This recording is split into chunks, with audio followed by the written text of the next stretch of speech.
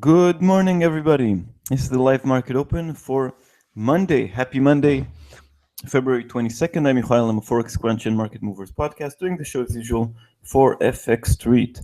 As usual, we'll talk about recent developments in markets. It means some things that happened over the weekend, various charts and levels, the next 24 hours, and of course, your questions.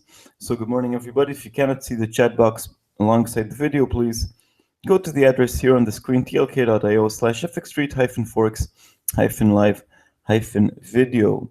Okay, do you know what's the big story of the day? I guess you do.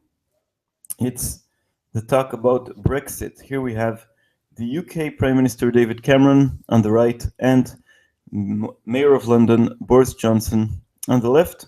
Okay, now David Cameron managed to secure a deal with the EU, managed to get some concessions from the European Union about Britain's membership in the European Union. He said it's a great deal. Maybe learned that from Trump. I don't know, but anyway, got some concessions. Came home, got his cabinet together, declared a date for the referendum. It's going to be June 23rd, exactly 4 months from now, and he was surprised to hear that one of the most prominent politicians in the UK from his own party, from the Conservative Party, Boris Johnson, Mayor of London, says he'll advocate to leave the EU. He'll go for the no camp, okay? That's sort of the main story. And since, as Boris Johnson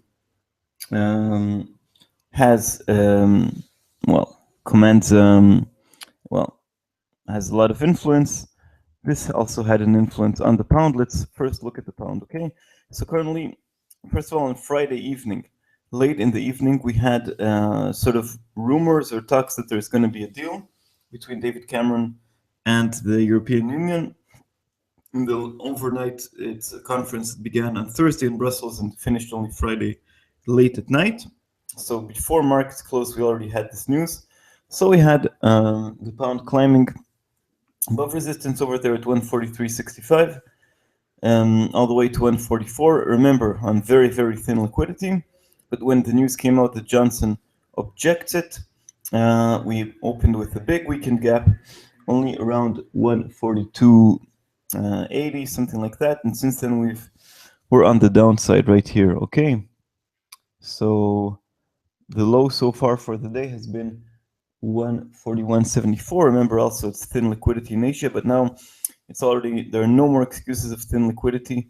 It's already European traders are at their desks, and the pound is still suffering. Okay, so it's suffering over 1% loss against the US dollar, and this is against market trends. Okay, so these are significant developments, of course. Good morning, everybody. Good afternoon. Your questions, of course, are welcome. That's the big event. Now, when I say that the pound is going against the trend, what am I talking about? The trend in general is risk on. It's positive. Let's look at oil prices. Okay, oil prices always reflect sort of the mood. So we're up on WTI crude oil 9% on the day. Okay, that's a lot. 32.55, the highest levels in quite some time, right? So let's expand here. Okay, so we're at the highest level since I would say, since the beginning of the month. But anyway, we're already very far from the lows of $26. It's already more than 20% from the lows. So this morning is a positive morning in markets. Okay. And this means that euro dollar is falling because the euro is a safe haven currency. Okay, so it's 110.90 at the moment, sort of being pushed lower, still above the lows of 110.70, right? But but in general, the euro is a bit under pressure. I mean, yeah, it's a bit 30 something pips down. Also, dollar yen is a bit up. Okay, oh, well, just a bit, but at least on Friday we had sort of a mixed mood in markets, and then on Monday we have a better mood in markets. The stock markets in Asia and China and Japan are on the move or going higher. So The pound usually benefits from such a situation, but because of this news, it's of course negative for negative for the pound. The pound stands out in its falls, while other commodity currencies, I mean, pound is not a commodity currency, but trades alongside this basket. Commodity currencies like the Canadian dollar, of course, enjoying the rise in oil prices. So a dollar CAD is a bit down. The Australian dollar is a bit up, okay, or more than a bit, okay. It's getting closer to the 70 to 20 resistance levels. The Kiwi dollar that suffered a bit late last week is now again on the move up, well within the range of 65.50 to 67, but it's all in all within the ranges. Okay, so I mean, all in all, it's moving to the upside. So the pound really stands out. All right. Let me see. I think we have more news about this referendum stuff. Just a second. Oh, no, sorry. Looking for fresh opinion polls about the EU referendum. I still think the Brits will decide to stay in the European Union. There are still more advantages than disadvantages, regardless of the deal, of the concessions that David Cameron managed to get out of Angela Merkel and François Hollande and all the other Europeans. But the support of Boris Johnson for the no camp is significant. All right. So that's the big story of the morning, okay?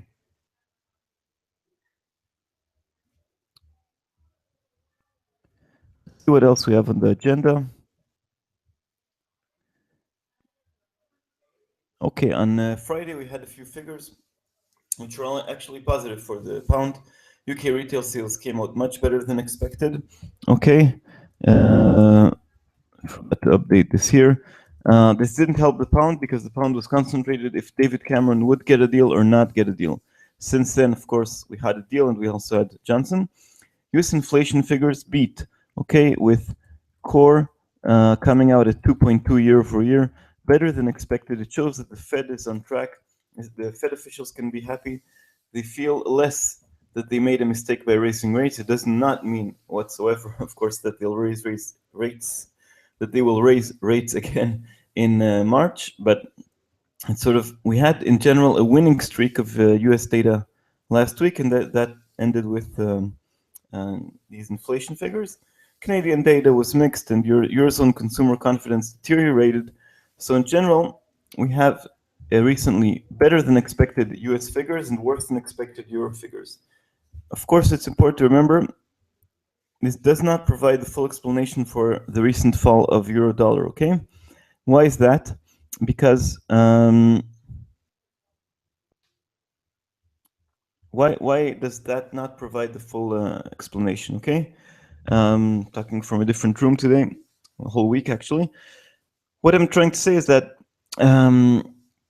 that we know that the euro is a risk-off currency, right?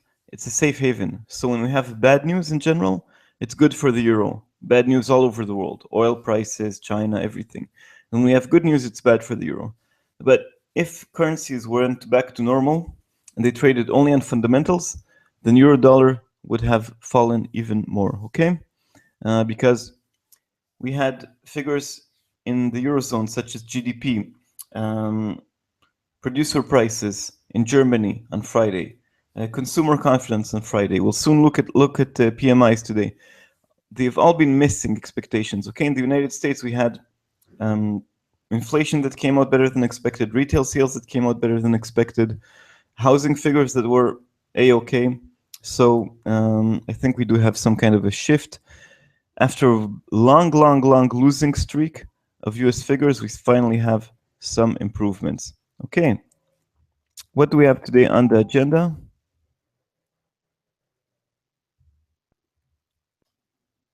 Today's agenda is a bit light, okay? We have now Eurozone flash PMIs. These are purchasing managers indices surveys actually for February. They're the preliminary ones for Germany, France, and the whole Eurozone. We'll look at the figures immediately. But beforehand, I'll just mention that we have in the UK the CBI industrial order expectations, a very, I would say, third-tier figure, should not have any significant impact. And at a quarter to 3 GMT, sorry, we have the market flash manufacturing PMI in the United States, which is less important than the ISM manufacturing PMI, but it could still move markets. Okay, let's look at the calendar. This is the FX3 calendar on Forex Crunch. Okay, we already have the figures out of France. Let's do some kind of zoom in here. So we had the manufacturing PMI in France come out slightly better than expected. Instead of 50, instead of 49.9, it came out at 50.3. And that's, of course, good news because the 50 line separates growth and contraction. So it's better than expected. And services came out worse than expected. So these dropped actually back to contraction territory to 49.8. All in all, it's quite balanced and quite mixed, so it doesn't have a real impact. Soon we'll have figures from Germany at 8:30 GMT, 9:30 here in the old continent, okay? So, okay. These are the figures for today. Let's look at the ISM. Of course, afterwards we have for the whole Eurozone, but that's released after Germany, so in France, so it's not that important. The figure I did mention before, I think it is worth mentioning, is the market manufacturing PMI in the United States. Comes from market, not from ISM. It's expected to remain more or less unchanged from 52.4 to 52.3. Remember that the ISM manufacturing PMI has been under 50 for quite a few months, showing, if you wish, a recession in the manufacturing sector, but market shows more optimistic data. We would need a really, really big surprise to have it move the pair right here. Okay, so take a look and see if you have any questions. Oh, quite a few questions. Okay, good morning, everybody. Great to see so many of you in the room. Okay, comment from Chris. With Boris leading out campaign into the battle against Cameron, the chances of the UK actually voting to leave the EU have become very real. I think the vote is going to be very close.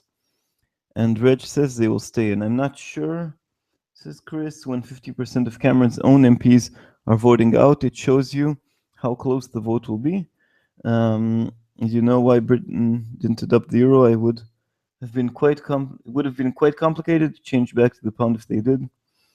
Girlfriend kick out. Anyway, no, I have visitors here, so that's why I'm in another room. But anyway, to the more important stuff of the EU referendum, let's take another look at the pound. It's showing very, very small signs of recovery. Okay. Anyway, my opinion about the referendum is that Brits will eventually vote to stay in. Why do I think that? Because any change would be, as David Cameron said, and I think in this sense he is correct, any change would be a leap into the dark, okay? Anything would be that is different from what we know now. Brits going on holidays in Europe, trade relations, the business lobby is fully behind staying in the EU. They didn't want this deal anyway. Let's talk about the political. This is all very political, okay? I think most Brits are unhappy with the European Union, but in general want to stay in, okay? David Cameron had a position from part of his party and had UKIP, Nigel Farage, sort of stealing votes from him on this promise that everything will be better if Britain leaves the European Union. Now, he did this only to get rid of the opposition. He promised, I think, back in 2013 or 2014 that if he wins the next election, he'll renegotiate and do this EU referendum, okay? Sort of to take votes away from UKIP. Now he has to make good on the promise. He got the deal. He tried to seem tough, to fight for Britain, get some kind of deal. Anyway, now he's got it. And why does Boris Johnson object? I don't know. I'm not sure if he's really in or out, but we all know that David Cameron is retiring in 2020. Okay, that's a long time from now, 4 years from now. But Cameron said, and I think we can believe him on this at least, that he will not run again as the head of as prime minister, as the leader of the conservative Tories. So there is this inheritance battle, right? Already brewing in the background. We have Chancellor of the Exchequer, George Osborne over there. We have, I think, Theresa May, and we have, of course, Boris Johnson, the popular mayor of London, a very outspoken person as well. Very cool haircuts always. Anyways, why is Johnson going to pick the losing side? I think he wants to show, like Cameron, that he's fighting for Britain. He wants to make sure that, for him, it's more comfortable that, like for most people, that the UK stays in the European Union, but he wants to be the one that gives the fight. He doesn't want to be just another one of the establishment. That's my political assessment. I'm not sure I'm correct. Of course, you can read all about it everywhere. In the UK press, of course, in the Telegraph, in the Guardian, and you name it, so many outlets.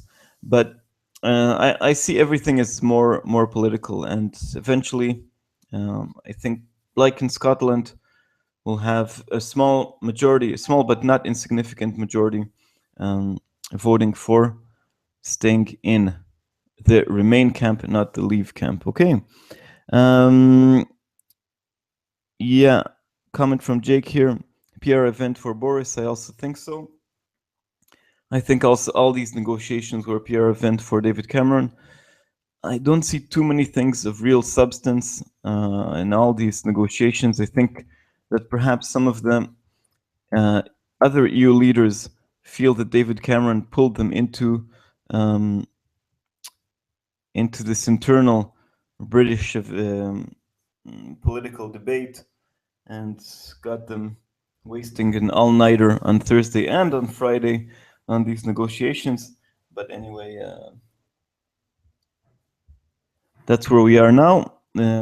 We still don't have, or at least I still don't have in front of my eyes, any new opinion polls. Of course, it's very fresh. Boris Johnson said this only yesterday. But of course, we can see the pound reacting to speculation because it's all about expectations. Let's talk about a few other currency pairs. Dollar Swiss. Once this refreshes. Why is the screen stuck? Let me try to refresh. Okay, here we are. Dollar Swiss moving a bit higher, still under parity, 99.25 today, moving a bit up.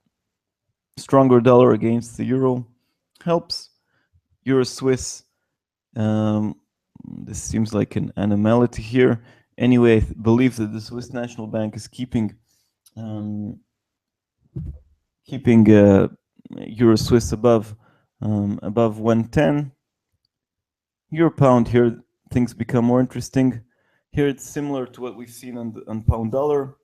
So on Friday, late on Friday, we had the EU and Cameron announcing a deal, and we had these tweets coming out, I think, from the Lithuanian president initially, and we had Euro pound slide to the downside, and then when news came out over the weekend with Johnson, with Boris, then we have the pair starting with the gap higher, 78.70 as resistance, currently at 78, just hugging the round numbers. 77.40 still some kind of support. I would not say it's a strong one. Okay, so these are the lines to watch here. Euro yen has been falling because, well, euro is sort of grinding lower. I mentioned worse than expected figures, and the yen is still just a bit stronger. Well, this morning we don't have any significant move, just 5-6 pips, but in general the trend remains to the downside. Pound yen, here we fell nicely. Okay, this is a very nice technical pair. I mentioned the support line of 160. Okay, very round number. We fell actually a bit below it in the Asian session, or early now, 159.98, and from there we bounced up very nicely. Also here we can see this pattern of the gap. Okay, but in general, it's this morning. It's all about the pound. Yeah, so down 1% because of the weakness of the pound, and exactly found its place at support. Okay, resistance is at 163.80. All right. Let's see if you have any questions. Yeah, the UK public knows the importance of the EU as a trade partner. We won't leave. I also think so. Boris very much wants out. Yeah. Ultimately, he wants Cameron's job. He needs to win this battle. Yeah, he wants Cameron's jobs. That's no secret. He also wrote a book about Winston Churchill. And that sort of puts you in, put Johnson sort of as aspiring for being prime minister a few years ago. But he needs to win this battle. I'm not sure about that. You think he wants out? He genuinely wants out. Okay. And if he wins and he's out, do you think it'll help him win the Tory party and eventually win the general elections? I think he prefers to lose, but to show that he gave a fight. But yeah, I don't know. Maybe I'm wrong, of course.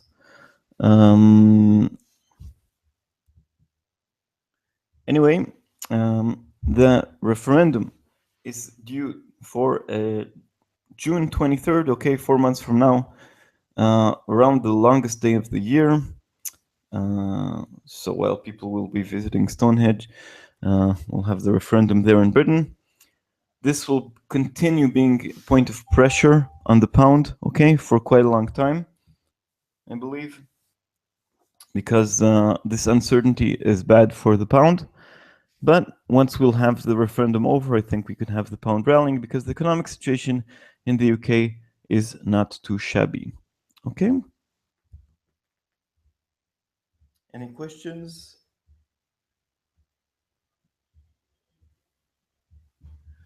Let's continue. He needs a haircut too. Yeah, I heard an interview with him a year ago, I think. Very amusing man, very interesting to hear him speak. And he said he wastes too much money on haircuts. And, well, probably doesn't have the right one. Let's show you his haircut here. Mr. Cool and Mr. Cool. Yeah, that's a funny haircut anyway. In a few more minutes, we'll have the the German PMIs. Let's see if it has any effect on the euro. And until then, let's talk about the events for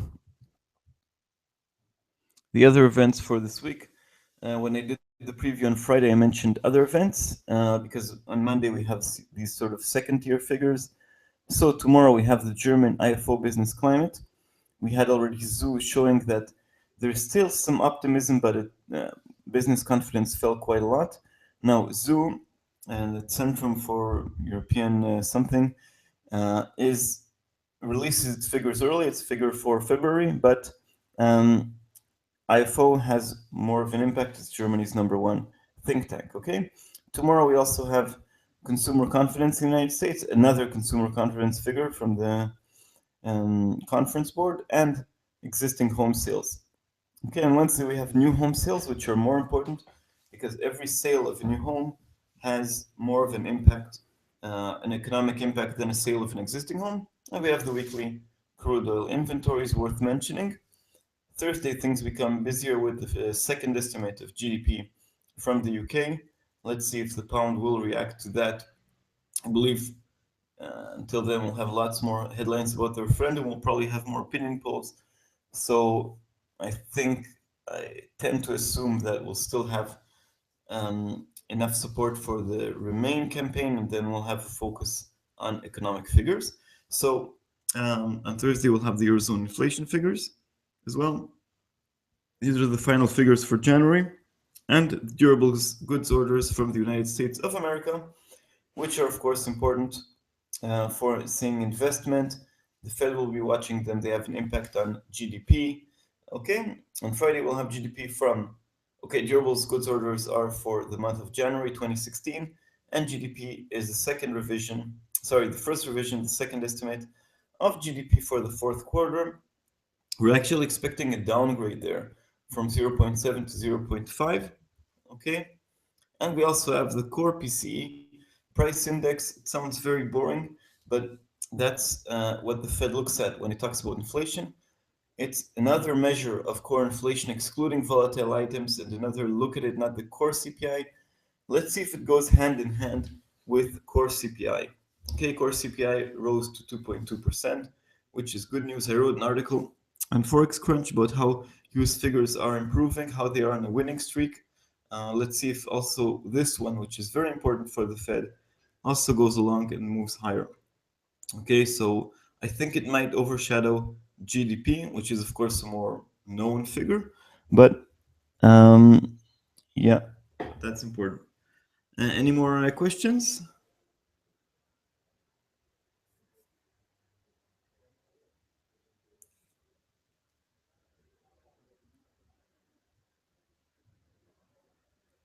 Anyway, talked about the other events this week. We talked about big events for today. Let's take another look at the charts.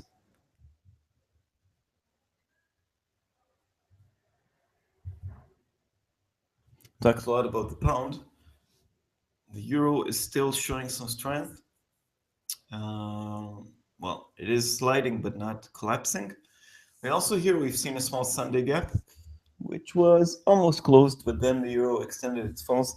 Nothing huge here, but remember this is a positive market mood. Stock markets are up, and that means the euro is down. Okay. We also have more and more pressure for action in more and more pressure for the ECB to act in March. The meeting is on March 10th, all right? So it's not next week when we have a new month. It's not the first Thursday of the month. It's actually the second one. It'll give enough time for more and more speculation, leaks, and you name it. Okay.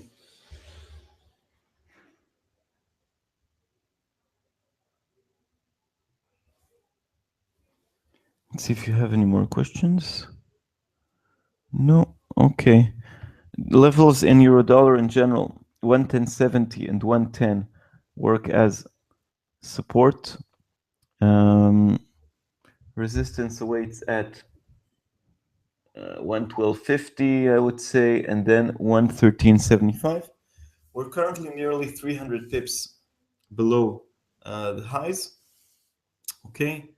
But in general, we're in a higher trading range than we used to be just a month ago.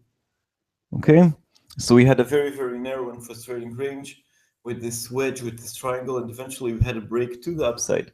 Okay, we had a break above 110, and we're still very, very safely above this level. And euro dollar, what can bring euro dollar down? More bad news from the Eurozone, but especially those that imply ECB action, because if it's just in general bad news, it could be positive for the euro. What else? Better market mood. It still has the biggest impact. If we have oil prices continue to rise, and today they're moving higher very, very nicely, then of course it pushes the euro down. Okay. What could move the euro up? Bad news, worries about China. And we usually have at least one piece of bad news from China every week. I don't think we have anything scheduled this week, but every time there are sort of reports about slowing down in the Chinese economy, it's bad for the world, good for the euro. What else could push the euro higher? Any kinds of comments from ECB members, scheduled or unscheduled, talking about no action in March. So far, we've seen the ECB members sort of line up to say, including the German ones, including the hawkish ones, saying that they support more action in March. What can this action be? It can be more QE. From 60 billion per month, they could raise it to 70 or 80. And it could be also more other kinds of a deeper negative deposit rate. It can be another multi-tier system, buying more corporate bonds or things like that. Bank stocks, there were all kinds of rumors. Anyway, markets expect the ECB to do more and more. Okay. Question here: what do you think about oil? Did it find the bottom, or do you expect more downside? I'm not sure it found the bottom. That's because we still have too much supply and not enough demand. Supply is not falling quickly enough, not in the United States at least. Russia and Saudi Arabia agreed to freeze production, but there are lots of doubts about that. First of all, they're freezing production at extremely high levels, okay? And secondly, they don't really trust each other, so they could agree to freeze production but continue pumping out oil. And of course, the moment that prices rise, the U.S. shale industry in the United States can produce even more because they have more of an incentive. Their break even, they pass some rigs past their break even. So I think we would need a much bigger coordination, a rise in demand, a real fall in supply, and all these things will take some time. Okay. Why did we fall? Why did we see the pair? Why did we see oil prices rise today? It's in general a better mood in markets, and I think we also had some small piece of news. We had some news that Chinese crude imports from Russia are up 15% year over year. Okay, so that's first of all good news from China because there is more demand, and also it shows that there is demand. Well, in general, China is doing well, and there is also more demand for oil. Okay. But that's sort of a small piece of news. I don't think it's that significant. I think markets it's more of a correction. I'm not sure we've seen the bottom yet, or I'm not sure we'll have another dip under 30. Okay. Okay, so we have the news out of Germany. Sorry, out of market about Germany.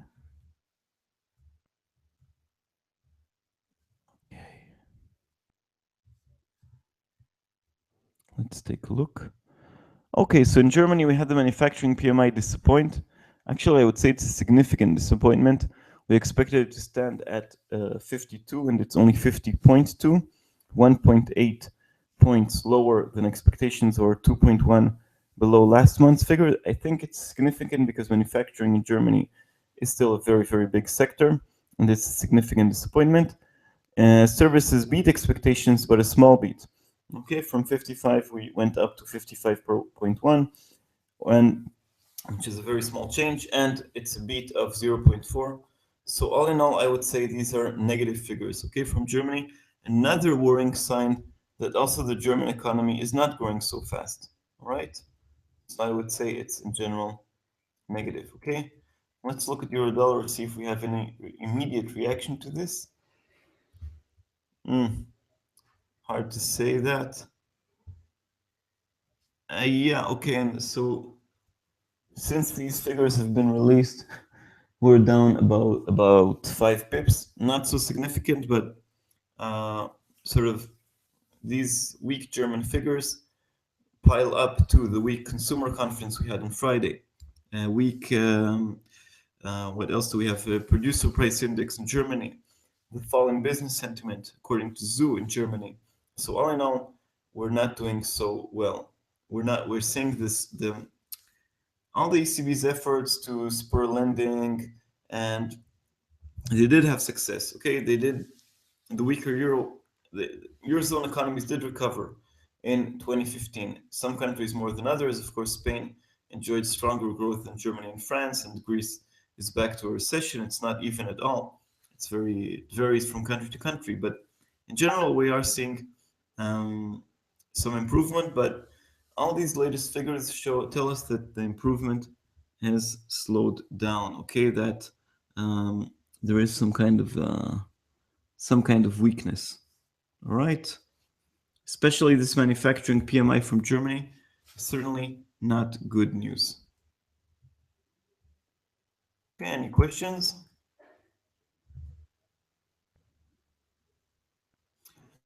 This is, we have the Eurozone figures at 9 GMT after the show, but they're influenced by the already released French and German ones, so it's not that important.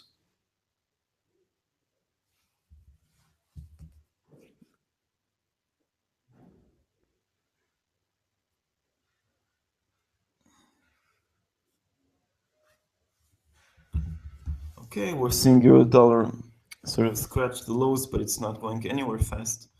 Better mood in markets, bad figures from the Eurozone, and we're seeing some kind of slide. See a comment here? Euro SEC chart, if you are throwing up charts, sure. We're seeing some nice movements there, right? So the euro against the Swedish krona. Here's the 30-minute chart, currently at 9:38, falling a bit on the day.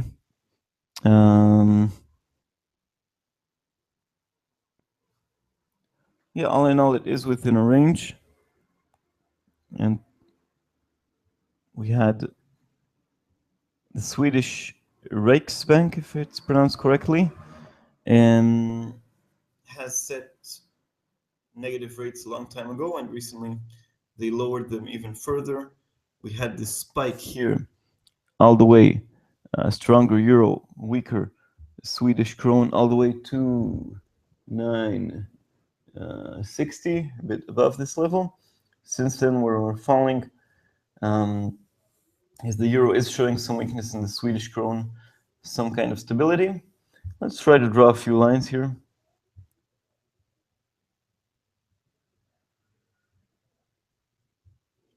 And see if we have any levels worth watching. On the downside, I would say this is significant. 925.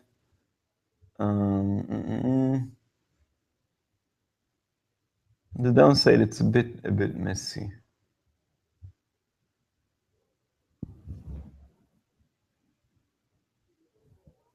936.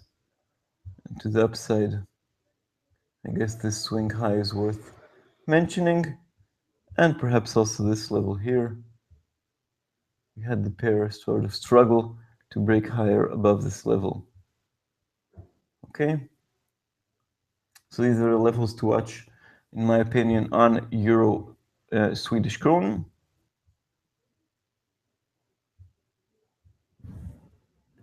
$9.13, perhaps very low support. 925, 936, close to current levels. On the top side, 950 and 960. Okay. And if we zoom in to the 30-minute charts, yeah, we're sliding currently in a narrow range, and I guess this is a level worth mentioning as well.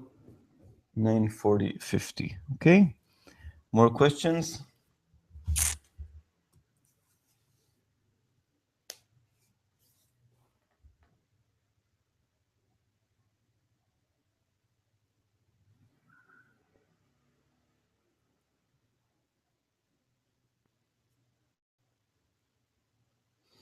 Anyway, let's take another look at euro dollar and see what's going on.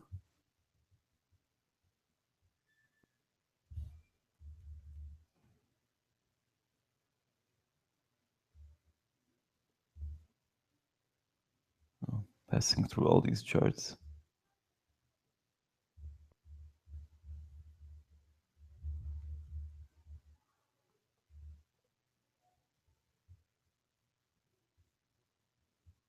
Just a second.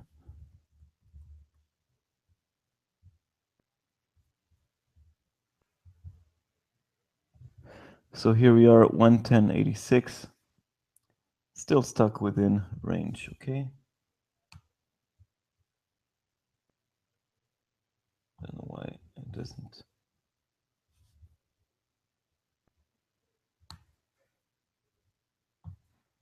Any more questions?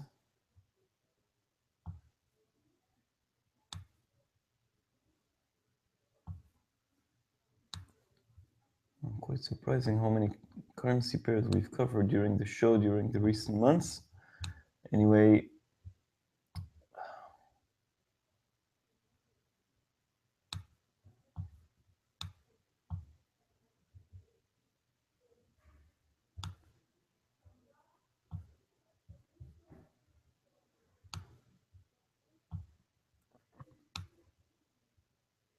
okay, now I have it in the right order.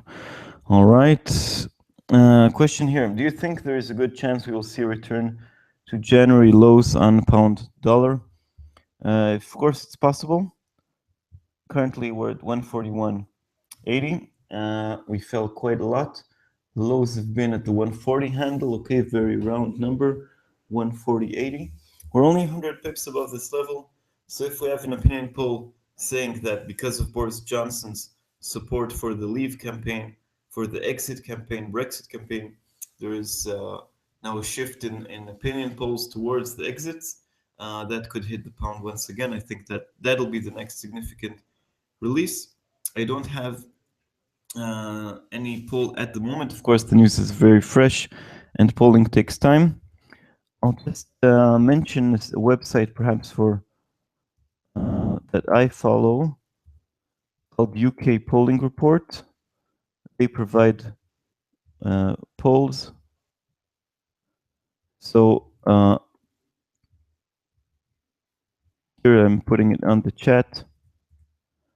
This is a nice website for everything related to opinion polls in the United Kingdom. I used this last year to follow the British elections and the Scottish elections and the Scottish referendum back in 2014. So they publish, of course, opinion polls and analyze them. Of course, the headlines will be running probably first on Twitter. But if you want a deeper analysis and what this means and how this could impact the pound, of course, and get it over there. All right.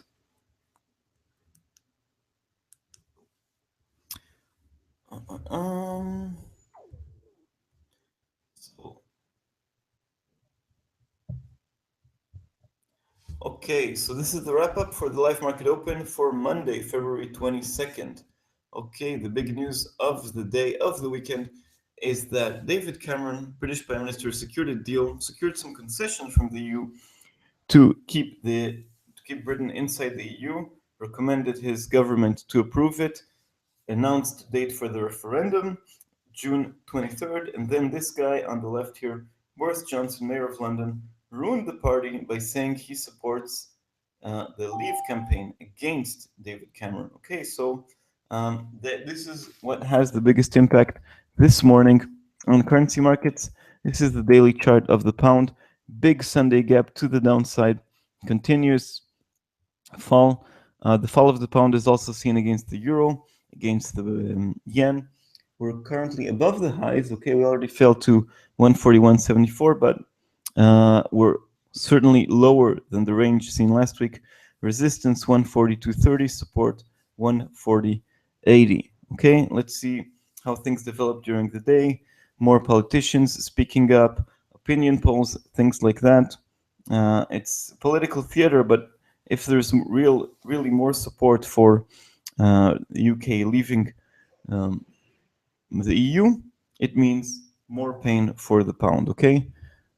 And the next 4 months, we're going to have everything related to the referendum moving the pound quite a lot, okay? Euro dollar is a bit lower as well, 110.86, still above support at 110.70.